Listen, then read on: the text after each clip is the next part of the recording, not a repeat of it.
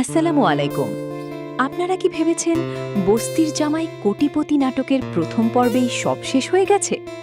না, বরং গল্পের আসল খেলা তো শুরু হবে এখন। নিহানের বাবার সেই অট্টহাসি আর রাইসার চোখের এক ফোঁটা জল, এই দুইয়ের মাঝে লুকিয়ে আছে এক ভয়ঙ্কর প্রতিশোধের গল্প। আগামী পর্বে কি হতে যাচ্ছে তা জানলে আপনার গায়ের লোম খাড়া হয়ে যাবে।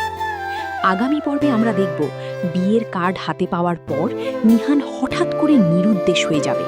তার বাবা ভাববেন নিহান হয়তো কোনো ভুল কাজ করে বসবে, কিন্তু নিহান কোথায় যাবে জানেন?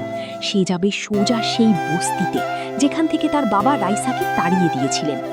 তবে নিহান সেখানে একা যাবে না, সে নিয়ে যাবে এমন কিছু পুরনো ডায়েরি যা তার বাবার কোটিপতি হওয়ার আসল রহস্য ফাঁস করে দেবে। নিহান কি পারবে সবার সামনে তার বাবার মুখোশ খুলে দিতে? অন্যদিকে রাইসাকে আমরা ভেঙে পড়তে দেখলেও আগামী পর্বে তার এক ভিন্ন রূপ ফুটে উঠবে। রাইসার মা সুরাইয়া বেগম যখন নিহানের বাবার সব জালিয়াতির কথা রাইসাকে জানাবেন, তখন রাইসা আর অসহায় থাকবে না।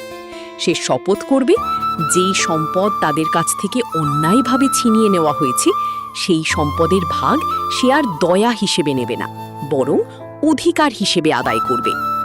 রাইসা কি নিহানের বিরুদ্ধে দাঁড়াবে, নাকি নিহানকে সাথে নিয়ে তার বাবার অন্যায়ের বিচার করবে? গল্পের সবচেয়ে বড় টুইস্ট আসবে বিয়ের রাতে।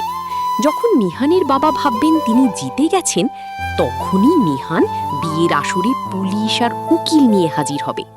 সে তার বাবার কেনা সেই লটারির মূল দলিলটা সবার সামনে তুলে ধরবে, যেখানে সুরাইয়া বেগমের সই ছিল।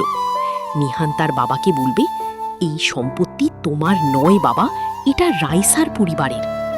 আভিজাত্যের লড়াইয়ে শেষ পর্যন্ত জয় কার হবে, ভালোবাসা নাকি প্রতিশোধ?